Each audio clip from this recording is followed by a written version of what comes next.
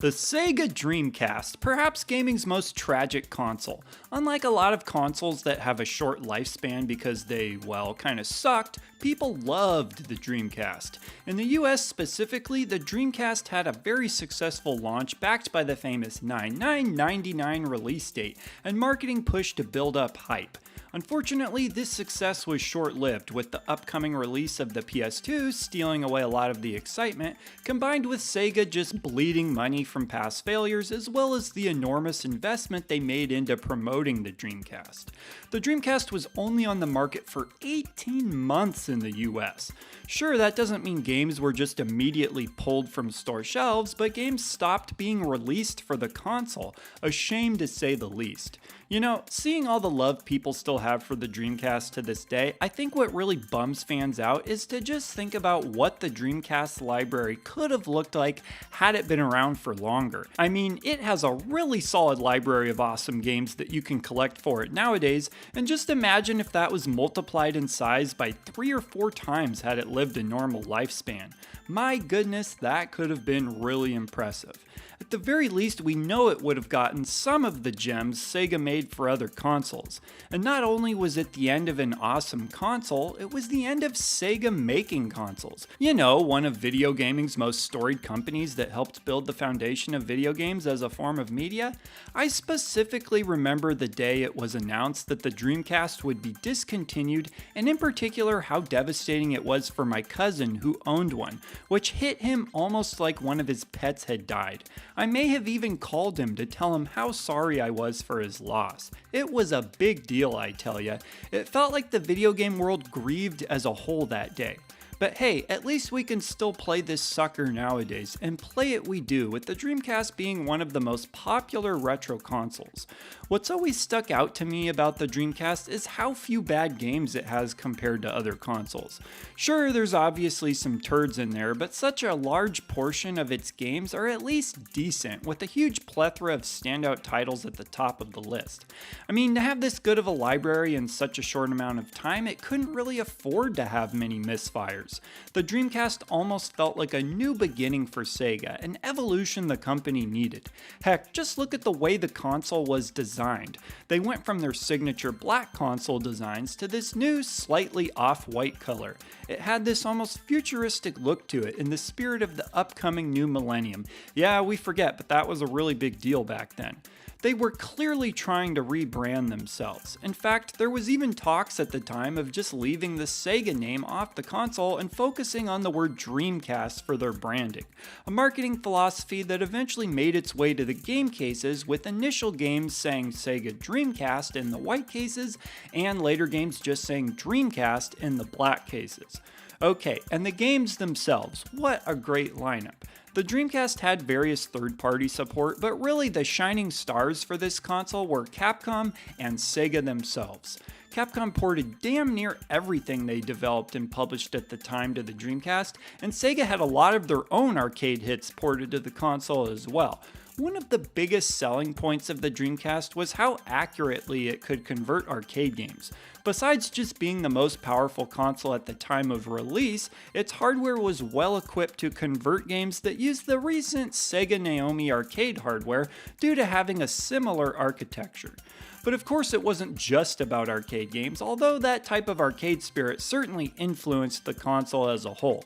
When I think of the Dreamcast, I instantly think of games that are creative, colorful, and fun. At this point in time, Sega had a bunch of different internal departments that were firing on all cylinders. Sure, the remnants of the talent within those departments could be seen for a handful of years after the Dreamcast was shut down, but what makes the death of the Dreamcast so sad for many of us today is that their games were just never the same.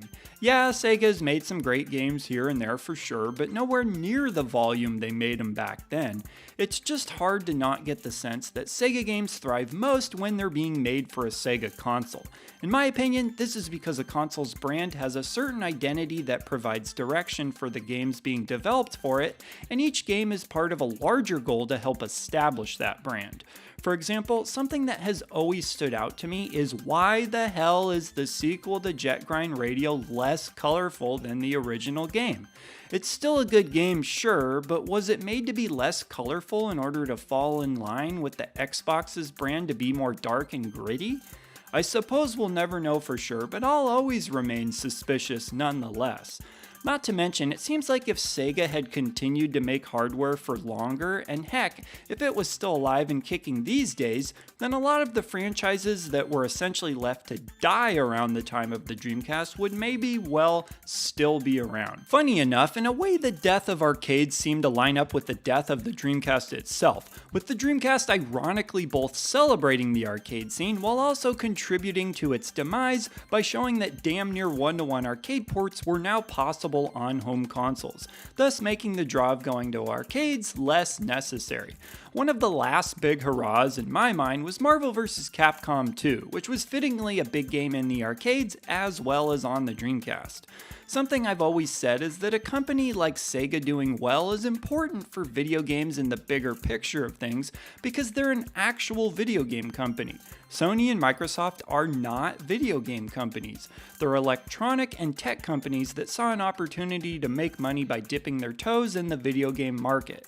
And not that they don't have their own merits, but that's why they have just always felt very different from Sega and Nintendo. So when the Dreamcast was discontinued, it wasn't just a great console going out of production, it was one of video gaming's most important companies having to leave the hardware race, and with that a lot of the passion and creativity that had done so much for video games died with it. And as I like to say, that sucks. I think there's a reason why so many people considered the Dreamcast the cutoff point for retro video games for such a long time. After all, it took a while for some people to start considering the GameCube retro, and even still, not everybody is on board with that. The Dreamcast represented everything about retro gaming that we love so much. Creative ideas, unique characters, color, heck, it even had a good chunk of 2D games. But most important of all, it focused on that simple pick up and play style of gameplay, influenced by the arcade scene, of course. The games on the Dreamcast just 100% felt like they were games, right as we were seeing things such as narrative becoming more and more important. Which can be a good thing in its own way, and it's not like some of the Dreamcast games didn't have more story elements that were emphasized. For example, Skies of Arcadia, I have the GameCube version, is considered one of the best games on the platform. Then you have a game like Shenmue that, regardless of whether it aged well, was really trying to jump the gun on what video games of the future could be. But that's what made the Dreamcast so special. In a time when video games had already started the process of becoming more complex, the Dreamcast was both a throwback to the best aspects of retro gaming that were simple and easy to enjoy, while also having its own vision of what the future of video games could be. And unfortunately, that was a future we never got to see.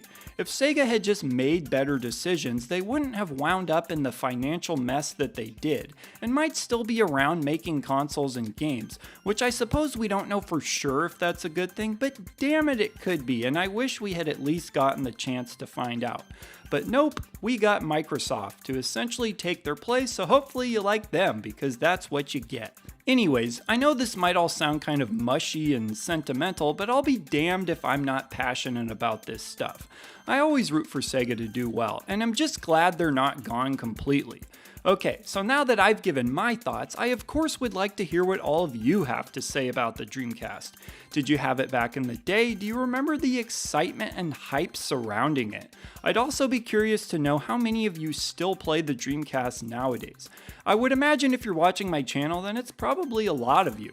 You know, when I make these videos, it often puts me in the mood to play whatever I'm talking about, and that's definitely the case here. Not that it's really that unusual for me to want to play some Dreamcast, but anyways, be sure to leave your comments down below as always, and I will see ya in the next video.